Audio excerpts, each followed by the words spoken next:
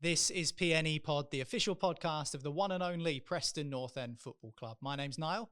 And I'm Neil Mellor. We'll be talking to some former teammates of mine, some famous Preston North End fans, and a man who's been associated with PNE for what? Well over a decade now. More than that, probably, Mel's. We've got Andy Fensome on the show. Fenners, he'll be telling us about his long throw, telling us about playing on the plastic pitch, promotion days as well for Preston North End. And of course, still at the club as a youth team coach as well. So he's been telling us about his transition into that. Yep, still nurturing, developing young players that will hopefully be playing in the North End team in years to come. Okay, make sure you don't miss another episode of PNE Pod by hitting subscribe or follow wherever you listen to podcasts. But without further ado, let's jump into our chat with Andy Fensome. I've had some fantastic experiences, and I know no one can ever take them away from you. I've got a lad now that plays. I can tell you my worst experience in football, if you'd like to know that. I watched my lad playing for North End under 18s. Got his leg broken in the game. I was taking the game. That's the hardest thing in football I would say that I've had to experience. And how did that happen? Was it a bad tackle? Was it unfortunate? It was a typical, you'll know as a striker's challenge where defender's gone down the line, he's tried to clear a ball, centre forward's come over, left his leg in, my son kicked the bottom of his studs, and I knew straight away he was in trouble.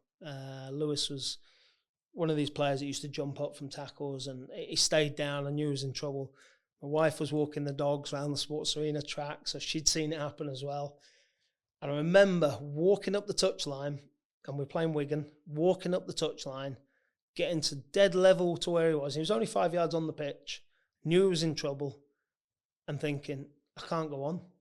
That's not my job. I've got to leave that to the physio and let them get on with it. And I remember walking down the touchline, somebody made a comment that I reacted to just pure emotion, reacted straight back at him. So you weren't allowed on to comfort your own son? I would have been allowed on. I just chose not to go on. Must be so hard to manage your emotions in that moment, because that's your son at the end of the day.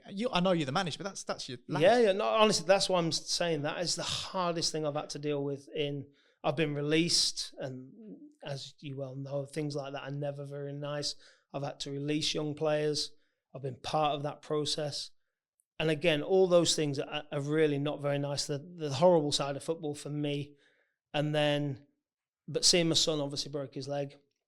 I could have gone onto the pitch. I could have gone on. I could have knelt down. It wasn't my job. And that was the hardest bit was stopping at the touchline and going, I need to let them deal with it, because I wasn't going to be any good to him. I wasn't the physio, so I couldn't really control that. So, like I say, I walked back down the touchline, got the players in, and I had to sort of put all that emotion back into the players that were playing at the time. I let my emotions out at the end of the game, but they were to a certain person in black.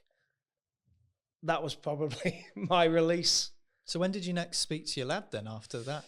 The ambulance came. I saw the ambulance in the corner. The game continued.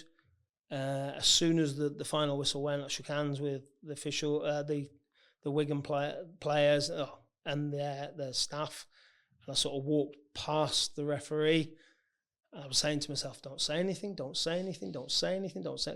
We'd had a little bit of communication during the game, so I was already mad at him anyway. So I walked past and never said anything. And I got into the ambulance. My son was in the ambulance. My wife was in the ambulance. Got in, and ambulances have windows at the back doors, don't they? And I could see the referee and his two officials walking towards me. And I'm sitting there really clenching my fist. I was like, don't say anything, don't say anything. As soon as he got level with the ambulance, I flung that ambulance door open. I let him know how I felt about him, and I slammed the door. And I remember the nurse going, ooh, you felt that, didn't you? Have you seen that ref since, by the way? I couldn't tell you. No idea now. I just knew that I had to do it. It made me feel better. Didn't help Lewis in any way, shape or form, but it made me feel slightly better. When you said about releasing players as being one of the tough things you've had to do, any players you've released who've gone on and maybe proved you wrong and maybe do things in the game? Yeah, there's been a few players that have gone on to make careers, which is absolutely brilliant. And I think that's part of our job is to make the players, better people. They grow up from 16 to 18 while they're in, I'm going to say in your care. They're not in your care, they're under your guidance. And those players have to grow up, and they're going through a difficult period in their own right. They've just come literally straight out of school onto the training pitch. They're in a job that they get told it's the job, and they then have to go through all these life-changing incidents and growing up periods that they're with the mates. Don't get me wrong, they go through all this stuff as well. So to then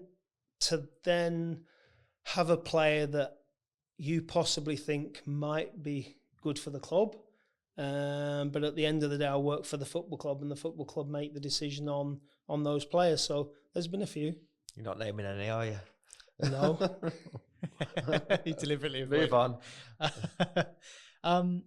You're not local, as you said. You're from Northamptonshire, but you've become a local over the years. You've got an affiliation with North End that's lasted years and years and years. So if you could describe your relationship with Preston North End in a few sentences, what would you say? It's probably going to be a few more than a few sentences. You carry on. Excuse me. I came to Preston. I knew it was a big club. It was for me a move to the biggest club that I'd played for. I was at Norwich City first. Didn't really play there, but I'd been there. Cambridge and we were a small club, real small fish. Did really well in the times that I was there. Really lucky, and then came to what was my first big club. It was like I had history towards it. Like I said, my first season wasn't probably the finest. I'd taken the place of a fan's favourite, and I'm going to call him Paul Macefield. He used to go around clapping the supporters and that sort of thing, and that's fine. And I took his place. I wasn't particularly playing well. And I think it was my first season we played in the FA Cup. We played Kidderminster, and there's a lot of people going to be listening to this smirking. It's something that gets brought up every year on Twitter. Played against a player that I was told, stay on your feet, jockey, he'll make mistakes. I backed off from about the halfway line into the penalty box. He crossed, they scored. Kidderminster went on to beat us in the fourth round. And pretty much every year I'm reminded of it. It's one of the things, like I say, comes up on Twitter. So I'm sure there are some supporters that will look at that and go, wow, what are you still doing here? In fact, I have a few staff members that say it every year as well.